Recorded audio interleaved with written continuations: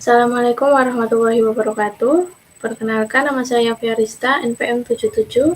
Di sini saya akan melakukan demo program, yaitu pemecahan masalah dengan menggunakan algoritma KNN, di mana referensi jurnal yang saya gunakan itu berjudul Metode KNN untuk Peramalan Kepadatan Arus Lalu Lintas Gerbang Tol Manyaran Semarang. Ada 107 data latih dan 1 data uji. Di sini adalah kumpulan data banyaknya kendaraan dari minggu pertama, kedua, ketiga, dan keempat. Berikut keterangan dari bulan tersebut, dimulai dari bulan Januari tahun 2010 sampai bulan November tahun 2018 untuk data latihnya. Dan di sini nanti kita akan memprediksi kepadatan lalu lintas di bulan Desember tahun 2018. Setelah itu saya konversi data uji yang terdapat pada jurnal ke dalam file Excel. Di sini saya menginputkan data jumlah kendaraan dari minggu pertama sampai minggu keempat dan keterangannya. Jadi untuk keterangan bulan itu tidak saya tambahkan ke dalam file Excel ini.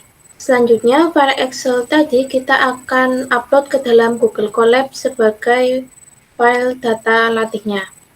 Dan di sini saya menggunakan 3 modul atau library, yaitu ada library Pandas, kemudian NumPy, dan juga operator. Yang pertama, kita akan membuat dataset dengan membaca file Excel yang sudah kita upload. Nah, di sini sudah tampil semua data latih yang kita punya dari file Excel, mulai dari data pertama atau indeks ke-0 sampai data ke-107 atau indeks ke-106. Berikutnya, di sini ada fungsi distance, yaitu fungsinya untuk menghitung jarak antara data latih dan juga data uji. Di sini saya menggunakan rumus Euclidean distance. Jadi di sini saya buat sebuah fungsi dengan nama distance dengan parameter ada x1, x2, dan juga length. Pertama kita inisialisasi sebuah variabel bernama distance dengan nilai 0, kemudian kita lakukan looping, yaitu apabila nilai x ini masih dalam range length atau banyaknya data, itu kita lakukan sebuah operasi Euclidean distance, yaitu nilai x1 dikurangi x2 akan kita kuadratkan dan kita akan jumlahkan semua nilai pengurangan tadi. Kemudian kita akan mengembalikan ke dalam fungsi dengan mengakarkan nilai dari distance tersebut. Selanjutnya kita membuat fungsi untuk algoritma KNN itu sendiri. Di sini saya beri nama fungsinya itu KNN dengan parameternya ada training set atau data latih, kemudian ada test instance atau data uji, dan K. K ini kita akan tentukan dalam pengujian nanti. Yang pertama, kita siapkan sebuah set kosong dengan nama distance, dan kita tentukan sebuah variabel dengan nama length, yaitu testinstance.shape1. Artinya data uji yang nanti kita akan tentukan itu bentuknya akan dirubah menjadi array satu dimensi. Setelah itu kita akan lakukan looping dengan ketentuan apabila nilai x ini masih dalam range dari panjangnya data latih, kita akan panggil fungsi distance tadi untuk menghitung jarak Euclidean antara data latih dengan data uji, yang parameternya kita akan rubah menjadi test instance atau data uji, kemudian training set atau data latih, dan juga length. Dan hasil dari fungsi ini kita akan simpan ke dalam variabel dis. Setelah itu kita akan urutkan data dari nilai jarak Euclidean, di mana kita akan menyimpannya dengan menggunakan indeks ke dalam variabel sortDis.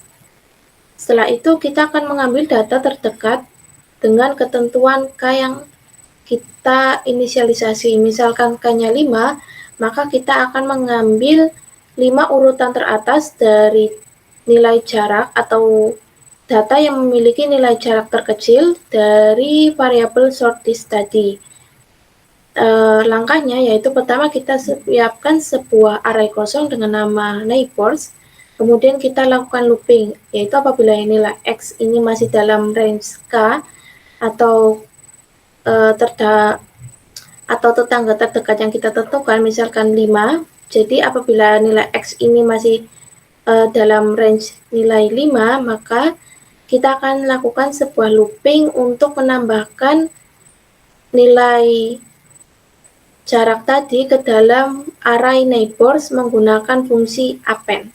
Kemudian yang terakhir, kita akan menghitung jumlah kelas yang dimiliki tetangga. Setelah kita mengurutkan dan juga mengambil data tetangga terdekat, dengan ketentuan K yang sudah kita tentukan, kita akan mengambil keterangan atau info yang dimiliki oleh tetangganya. Misalkan di sini kan ada renggang, lancar, dan juga padat. Kita akan menghitung berapa sih jumlah keterangan lancar, berapa jumlah keterangan renggang, ataupun jumlah keterangan padat itu sendiri. Pertama kita siapkan sebuah set kosong dengan nama count, kemudian kita lakukan looping. Fungsi untuk mendapatkan informasi array tersebut kita menggunakan fungsi ilog untuk mendapatkan data yang kita inginkan dengan indeks tertentu, dan kita akan masukkan ke dalam variabel response. Kemudian di sini ada sebuah percabangan. Jadi apabila respons ini sudah ada sebelumnya atau in count, maka jumlah respons itu atau keterangan antara jumlah lancar, padat maupun renggang itu nilainya akan ditambahkan dengan 1. Apabila keterangan itu sebelumnya belum ada di set tersebut, maka kita akan mulai dengan jumlahnya itu 1. Kemudian kita akan mereturn hasil sort count-nya. Kemudian kita return juga nilai-nilai tetangga terdekat dari data ujinya. Kemudian untuk pengujiannya, di sini saya mengambil data uji dari jurnal ini, yaitu data ke 108. Kita buat sebuah list dengan rincian jumlah kendaraan dari minggu pertama sampai minggu keempat. Kemudian kita simpan pada variabel bernama testset. Kemudian variabel testset ini kita akan rubah menjadi array 2 dimensi menggunakan library pd.dataframe. Setelah kita membuat data uji, kita juga inisialisasi nilai K yang kita inginkan, di mana pada jurnal itu nilai K yang ditentukan adalah 17, maka kita menulis K sama dengan 17. Setelah itu kita masukkan nilai data uji, nilai K, dan juga data latih ke dalam fungsi KNN sebelumnya. Jadi di sini kita akan menjalankan fungsi KNN dengan parameter dataset, kemudian tes, dan juga K, yang mana nanti hasilnya akan disimpan pada variabel result dan juga name. Result ini akan menampilkan hasil atau prediksi apa dari data uji yang kita tentukan, apakah nanti lancar, padat maupun renggang. Sedangkan variabel name ini akan menampilkan urutan data tetangga yang memiliki jarak ekludian paling kecil dengan data uji ini. Setelah itu kita tampilkan hasil prediksinya menggunakan fungsi print. Kita coba jalankan. Maka dapat dilihat bahwa untuk hasil prediksi kemacetan lalu lintas Desember 2018 adalah lancar, dengan kita mengambil hasil dari variabel result, dan 17 tetangga terdekat adalah data ke-55, dan untuk peringkat yang ke-17 atau yang terakhir itu ada data ke-63. Sehingga dapat disimpulkan bahwa prediksi kemacetan lalu lintas di gerbang tol Manyaran Semarang ini untuk bulan Desember 2018 adalah lancar. Mungkin cukup sekian presentasi yang dapat saya sampaikan. Kurang lebihnya mohon maaf. Wassalamualaikum warahmatullahi wabarakatuh.